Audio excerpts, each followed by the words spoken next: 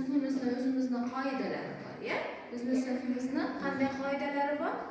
Qaraymiz. Demak, eng birinchi qoidamiz qo'rqmang deydi. Demak, biz darsda qo'rqmang degani qanday tushunamiz? Darsga qo'rqmang deydi. Vaqtida bilmagan savollarimizni nima qilishimiz kerak? So'rashimiz kerak, ya. Qo'rqmasdan javob berishimiz kerak. To'g'rimi? Keyingi qoidamiz faol bo'ling deydi. Faol bo'ling degani nima? Qo'l ko'tarish, javob beryapti. Vaqtida tez-tez javob berib, darsga qatnashib turish kerak. To'g'rimi? Keyingisi avval o'ylang, keyin gapiring debdi. Savol berilganda tez javob berish kerakmi? Yo'q. Avval o'ylab, keyin javob berish kerak. Demak, keyingisi passiv bo'lmang dedi. Demak, passiv bo'lish nima degani? Xafa bo'lmang. Yo'q, xafa bo'lish emas. Passiv bo'lish degani dars davomida umuman qatnashmay o'tirish. Yana darsda faol qatnashmaslik, passiv yozmasdan. Endi keyingisi bir-biringizga xalaqit bermang debdi.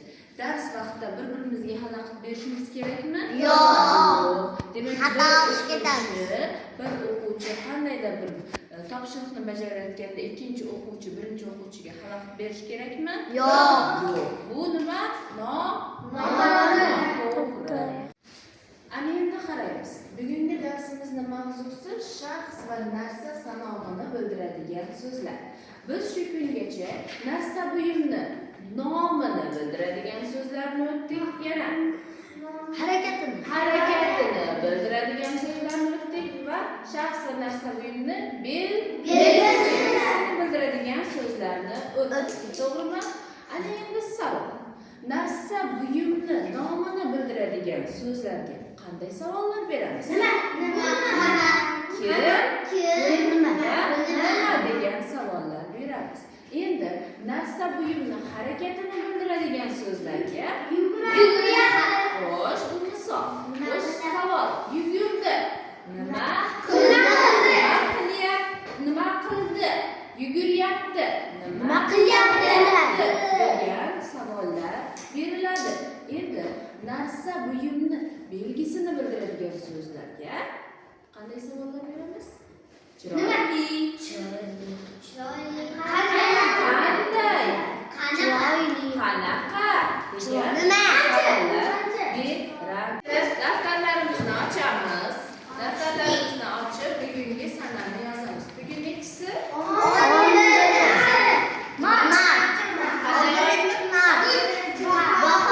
11-chi mart. Oyi qaysi fasl? Navruz. Bahor faslida qanday bayramlar bo'ladi? Birinchi qanday bayram bo'ladi? 8-chi oyijonlar, qizlar bayrami bo'lib o'tdi. Ana endi Navruz bayrami kelyapti. Daftarimizni ochib yozamiz. 3ta barmoq qo'yib 10.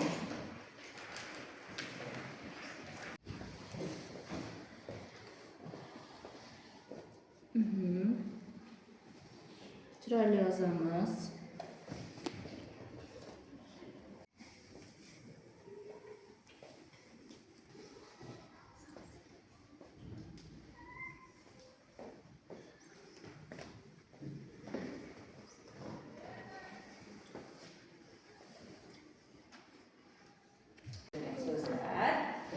Qanday savollarga javob beradi? Qancha? Necha? Juda ham yaxshi. O'tiramiz. Endi hammamiz bal daftarchamizni olamiz. Bal qo'yadigan, baho qo'yadigan daftarchamizni olib, ana shu daftarchamizga javob bergan o'quvchilar bir baldan qo'yib boradi. Dars davomida, ya'ni darsning oxirida nima qilamiz? Hisoblab umumiy balni qo'yamiz.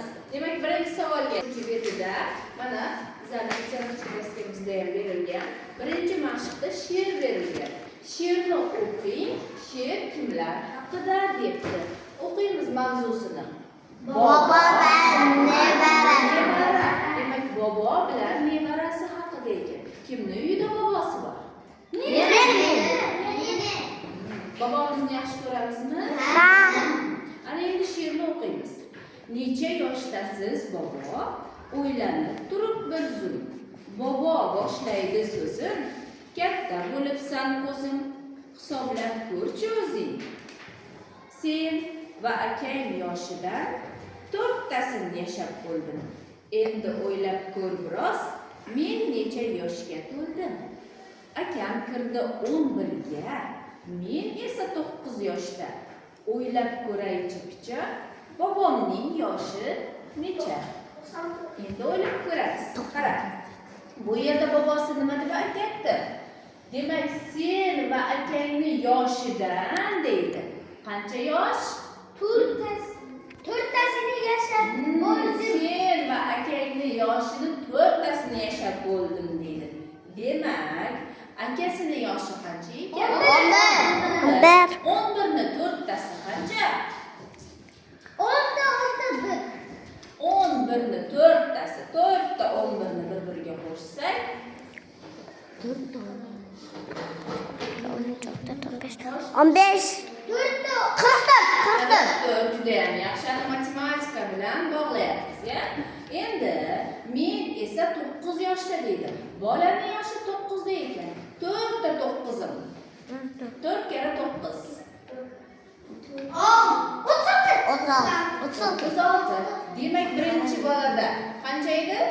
44. Akasining yoshidan 4 marta kattaroq deyapti. 44. Ukasining yoshidan 36. Endi ikkinchi mashqqa qaraymiz. Hammasi. Ikkinchi mashqda sonlarni qo'shib o'qish orqali so'z ma'nosini chiqaring debdi. Kim o'qiydi? Usama. Biz shoir bilan 3 marta Yo'q. Biz shoirlar bilan uchrashdik. juda ham yaxshi. Biz shoirlar bilan uchrashdik deydi. Endi keyingisi Ibrohim. Ikkinchisi Kuch birlikda.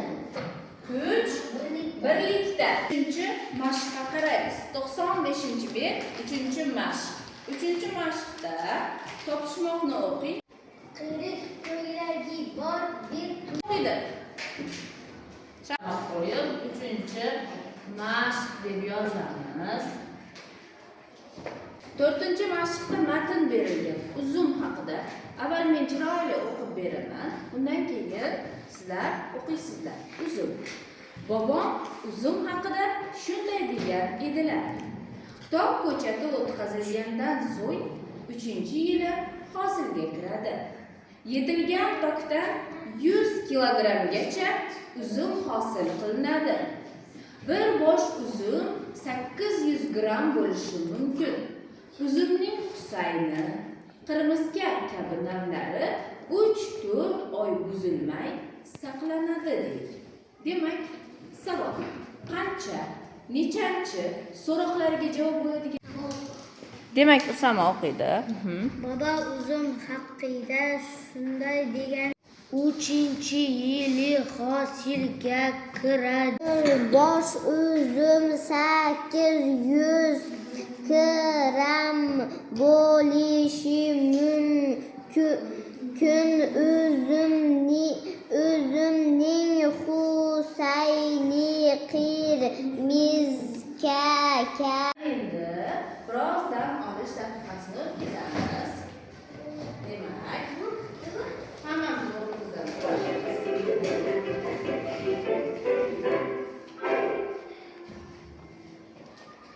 Demak, ushbu raqslar biz bilan takrorlang.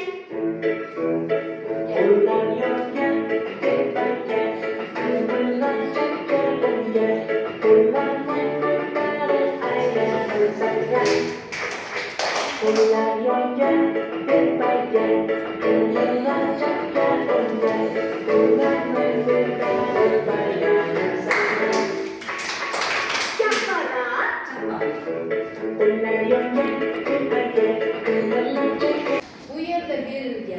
ikkita kuchukchada savollar berilgan. Nechanchi va Nechanchi. kuchukchalarni nima qilishimiz kerak?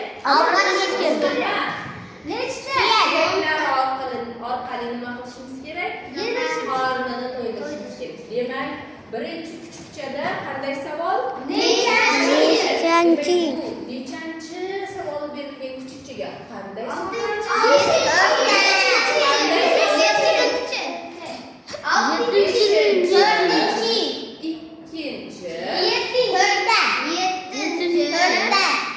Mustafa.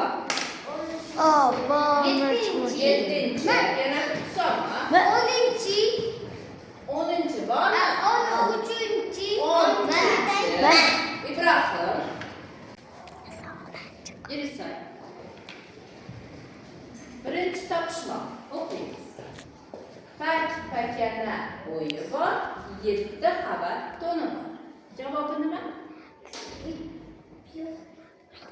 Pakana bo'yi bor, 7 qavat to'ni bor. To'g'ri aytyaptimi? Endi javobini bosib ko'r. Vay. Ko'rdingmi? Keyingisi. Keyingisi yo'q. Mustafa.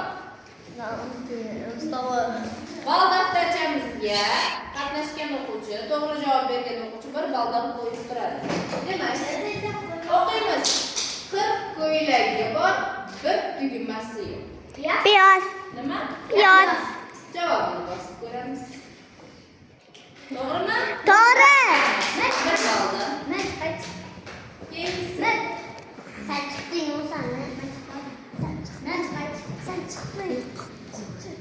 Uyga vazifa 97-betdagi 7-chi mashq. 7-chi mashqda berilgan rasmga qarang, gaplar tuzing debdi. Rasmda nimalar berilgan?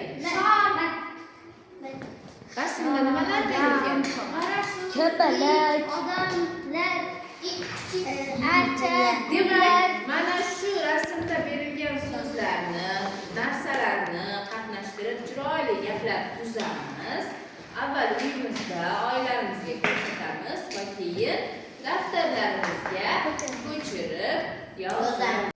Ana endi darsimiz qay darajada tushunarli bo'ldi, qay darajada tushunarsiz bo'ldi, qayta bog'lanish orqali bilib olamiz. Ana endi Ahad darsga chiqamiz. Xo'sh.